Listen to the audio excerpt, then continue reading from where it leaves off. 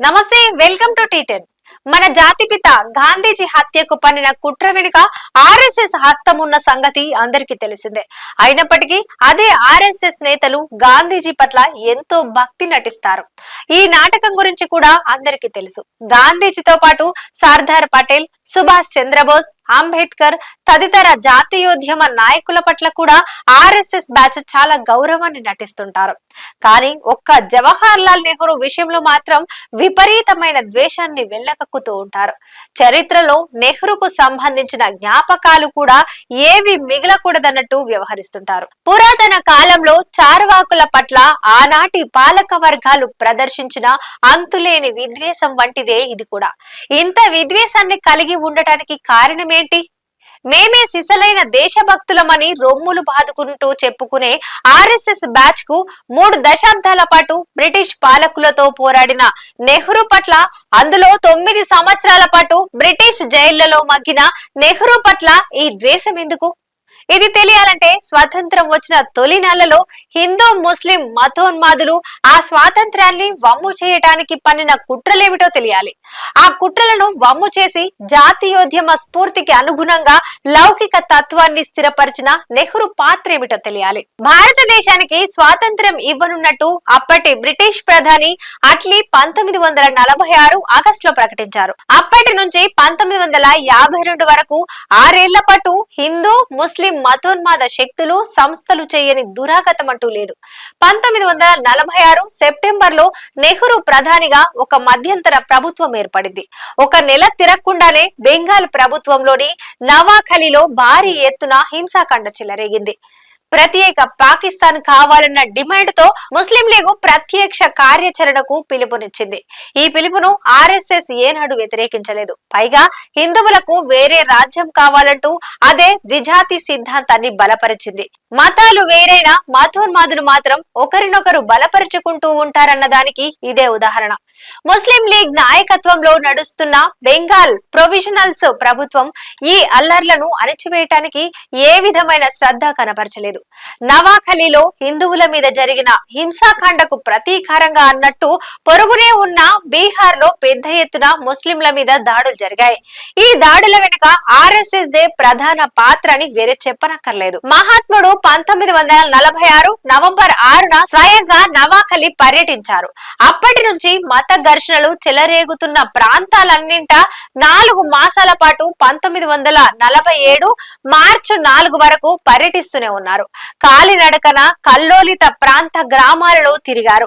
నెహ్రూ కూడా నవంబర్ 1946లో బీహార్ అంతా పర్యటించారు. నెహ్రూతో పాటు సర్దార్ పటేల్, రాజేంద్ర ప్రసాద్, మౌలానా ఆజాద్, ఆచార్య కృపలాని, జయప్రకాష్ నారాయణ వంటి ఇతర జాతీయ నేతలందరూ మతోన్మాద ప్రమాదం నుండి దేశాన్ని కాపాడుకోవడానికి రంగంలోకి ప్రత్యక్షంగా దిగారు.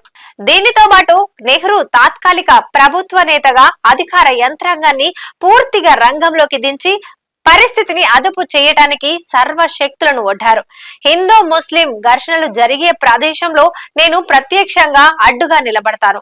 హిందూ ముస్లిం సోదరులు ఒకరినొకరు చంపుకునే ముందు వాళ్ళు నా శవం మీదుగా నడిచిపోవలసిందే అని నెహ్రూ ప్రకటించారు. బ్రిటిష్ ప్రభుత్వం మతోన్మాద శక్తులకు ఆజ్యం పోయడానికే అన్నట్టు దేశాన్ని మత ప్రాతిపదికన చీల్చడానికే నిర్ణయించింది.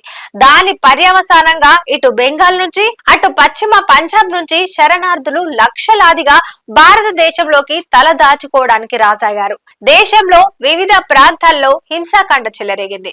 1947 ఆగస్టు 15 స్వాతంత్ర దినోత్సవ వేడుకల్లో నెహ్రూ దేశంలో శాంతి సామరస్యాలను నెలకొల్పడం ఈ ప్రభుత్వపు మొదటి బాధ్యత. అందుకోసం మతోన్మాద శక్తులను నిర్దాక్షిణ్యంగా అణచివేస్తాం. దేశం ఏదో ఒక మతం పాలనలో నడవాలనుకోవడం చాలా తప్పు.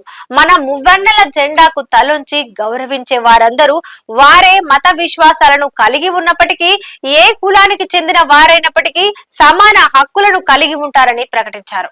ఆ వెంటనే నెహ్రూ ఘర్షణలు జరిగిన ప్రాంతాలన్నింటినీ ప్రత్యక్షంగా సందర్శించారు. కానీ నేటికి మణిపూర్ ను సందర్శించడానికి సాహసించని మోడీ స్థాయి ఏ పార్టీదో చూడండి.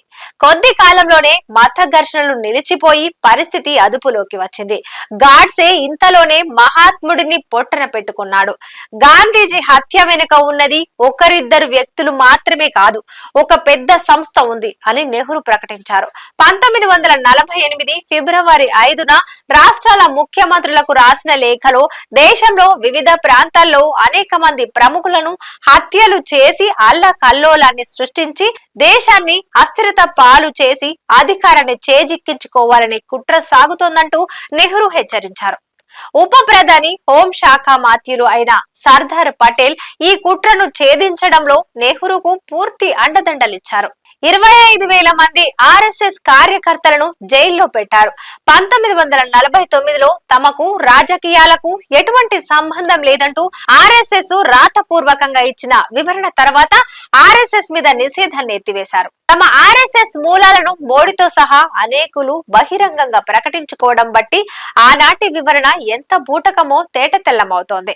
ఆ తరువాత 1951 నుంచి 52 కాలంలో మొదటి సాధారణ ఎన్నికల పూర్వ రంగంలో నెహ్రూ పోషించిన పాత్ర చాలా కీలకమైంది. ముస్లిం పాకిస్తాన్ కు ప్రతిగా హిందూ రాష్ట్ర నినాదాన్ని మతోన్మాదులు ఈ ఎన్నికల్లో ముందుకు తెచ్చారు. దానిని సవాలుగా తీసుకున్న నెహ్రూ జాతీయోద్యమ స్ఫూర్తికి అనుగుణంగా భారతదేశం లౌకిక రాజ్యంగా ఉండాల్సిందేనని స్పష్టం చేశారు. ప్రజలు హిందూ రాష్ట్రాన్ని కోరుతున్నారా లేక లౌకిక భారతాన్ని కోరుతున్నారా తేల్చి చెప్పాలని ఆ ఎన్నికలను దాదాపు ఒక రెఫరెండం మాదిరిగా మార్చారు. ఆ ఎన్నికలలో దాదాపు 40,000 కిలోమీటర్ల మేరకు నెహ్రూ ప్రయాణించారు. సభల్లో నెహ్రూ సుమారు 3,50,00,000 మందిని ఉద్దేశించి ప్రత్యక్షంగా ప్రసంగించారు. అప్పటి జనాభాలో అది దాదాపు 10వ వంతు. హిందూ రాష్ట్ర నినాదాన్ని సమర్థించిన జనసంఘం, హిందూ మహాసభ, రామరాజ్య పరిషత్తు కూటమి మొత్తానికి ఆ ఎన్నికల్లో కేవలం 10 సీట్లు దక్కాయి. అప్పటి లోక్సభ బలం 489. మతోన్మాద కూటమికి కేవలం 6% ఓట్లు మాత్రమే దక్కాయి. ఎన్నికల్లో ప్రజలను నెహ్రూ కోరిన తీర్పు చాలా ప్రధానమైంది.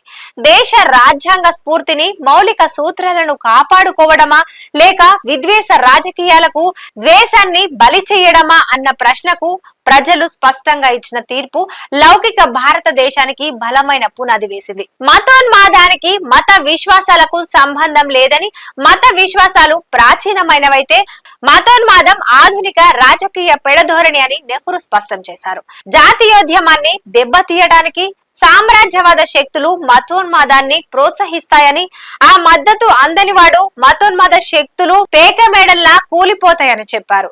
నేడు కూడా మతోన్మాద శక్తులు ప్రపంచంలో వివిధ దేశాల్లో బలంగా ముందుకు రావడం వెనుక కార్పొరేట్ శక్తుల ప్రోద్బలం ఉందని స్పష్టంగానే మనందరికీ కనిపిస్తోంది. ప్రభుత్వ కార్యకలాపాలలో, ప్రాజెక్టుల ప్రారంభోత్సవాల వంటి సందర్భాలలో మతపరమైన తంతులు ఏవి ఉండరాదని నెహ్రూ ప్రకటించారు. తాను ఆచరణలో పాటించారు. వ్యక్తిగత మత విశ్వాసాలను రాజకీయాల్లోకి రానివ్వలేదు. ఆ తరువాత కాలంలో మత విశ్వాసాలను రాజకీయ లబ్ధి కోసం వాడుకోవాలనే దుగ్ధ కాంగ్రెస్ పార్టీతో సహా బూర్జువా పార్టీలన్నింటిలోనూ క్రమంగా పెరుగుతూ వచ్చింది. ఈ అవకాశవాదమే మతోన్మాద శక్తులకు ఊతమిస్తోంది. భారతదేశ లౌకిక ప్రజాస్వామ్య పునాదులను, రాజ్యాంగ మౌలిక విలువలను కాపాడుకోవడానికి నేడు కృషి చేస్తున్న వారందరికీ నెహ్రూ నిర్వహించిన పాత్ర స్ఫూర్తిదాయకంగా ఉంటుంది. అందుకే అది మతోన్మాద శక్తులకు కన్నెర్రగా కూడా ఉంటుంది. ఇది వాటి న్యూస్. చూస్తూనే ఉండండి T10. ఈ న్యూస్ పై మీ కమెంట్ అందించండి.